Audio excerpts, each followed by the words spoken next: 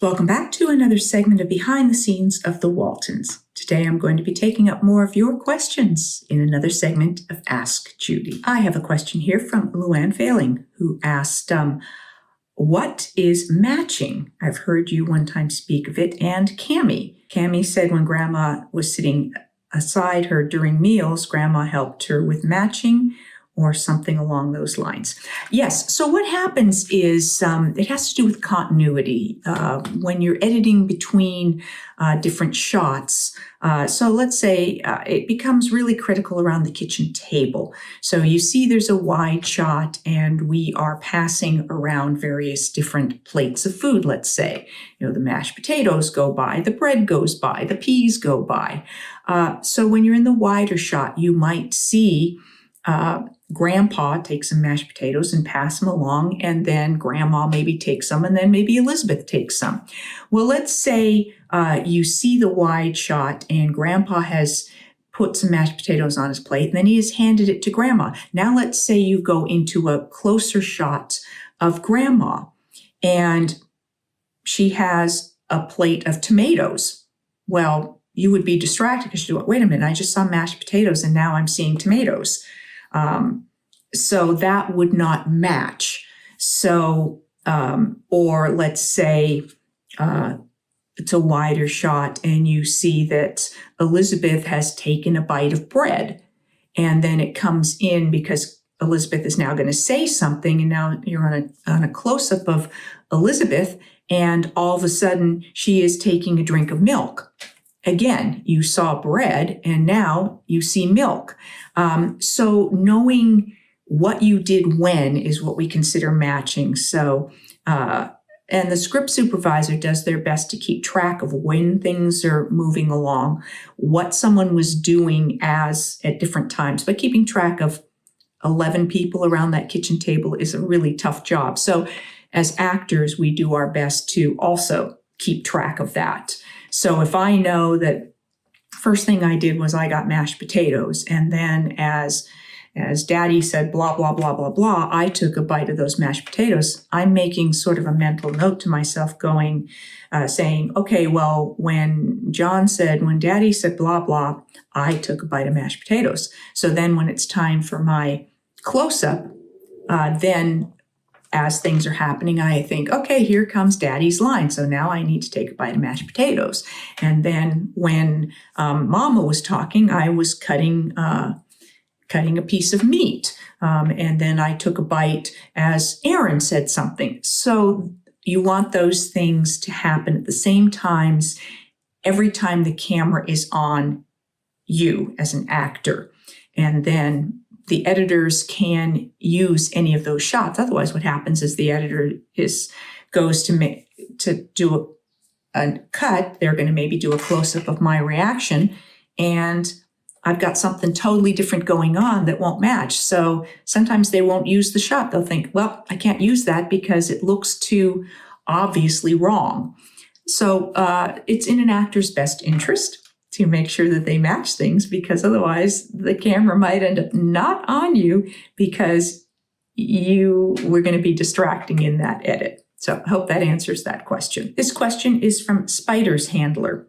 That sounds like an interesting thing. Wondering what the story is behind that. Do you really handle spiders? Do you train them? Do you raise them? Anyway, enough. Perhaps you'll answer me that question. So your question was, it becomes easier to split the character from the actor the more you watch the actor talk in their own persona. I have a hard time seeing most of the actors as anything but a Walton. I know as actors, you guys probably hate that. Next time you guys get together, I would love to hear how you guys feel about that as people, as actors. I think it varies, that different actors, different people feel a different particular way about it. I think we want the viewer to feel like we really are that character, no matter whether the character is anything like us or not. I mean, clearly, Richard Thomas has played bad guys. Ralph Waite played, a really bad guy in Roots. I think he was a slave owner or something like that. So you wouldn't necessarily want people to think you were a really horrible person, but you want it to be believable. Sometimes actors who play villains, people will see them on the street and say horrible things to them or throw things at them, or they think that they're really that mean, nasty person. So some actors may get a kick out of that, but I think it's always flattering to feel that people really believe the character that you are embodying. We're also people. So if I am getting to know someone, if someone comes up and says, "Oh, hi, Mary Ellen, I know you as Mary Ellen," it's sort of, I understand that. If I'm getting to know the person more and we've interacted for a longer period of time and they continue to call me Mary Ellen, I'm probably going to be a little over it pretty quickly. Like, "Hey, could you please call me Judy? I'm not going to be Mary Ellen for you." There's a lot of similarities between me and the character, but I don't step away from the camera and try to be Mary Ellen all the time. So I think a lot of us do appreciate when viewers like our work, but also are willing to recognize that we are people and we may not be exactly like our characters. And I always appreciate when people have an interest in me beyond the character I played.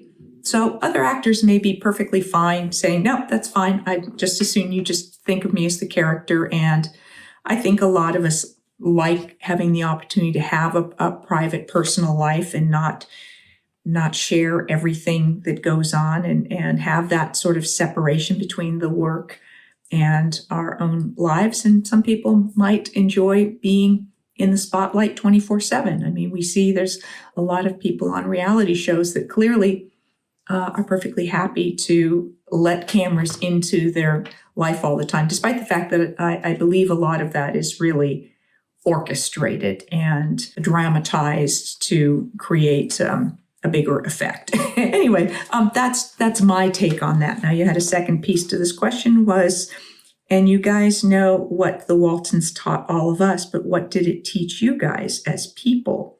And what do you feel your takeaway was?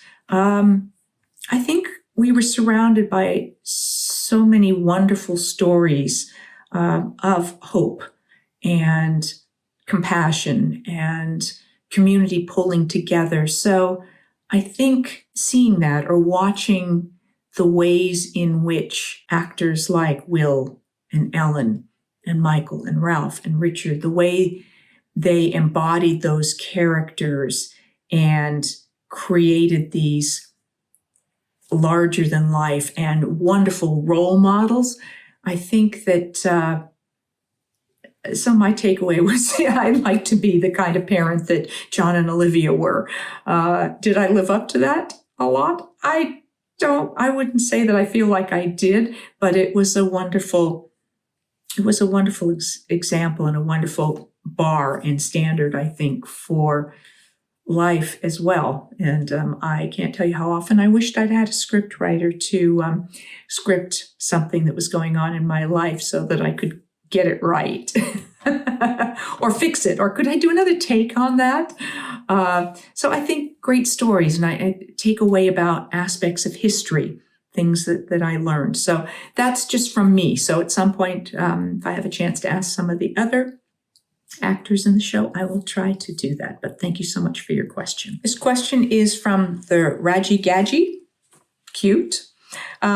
Okay, so you said this made me think of a question. You and Cammie have both mentioned it quite a lot in response to fan questions, and it just struck me, given how little time in the day you actually spend shooting your characters' scenes, were you guys actually allowed to wear shoes between spurts of activity during lessons at the commissary, etc., or were you lumbered with being barefoot the whole day at the mercy of the weather, etc., until you got back to wardrobe at the end of the working day and changed back into your own clothes?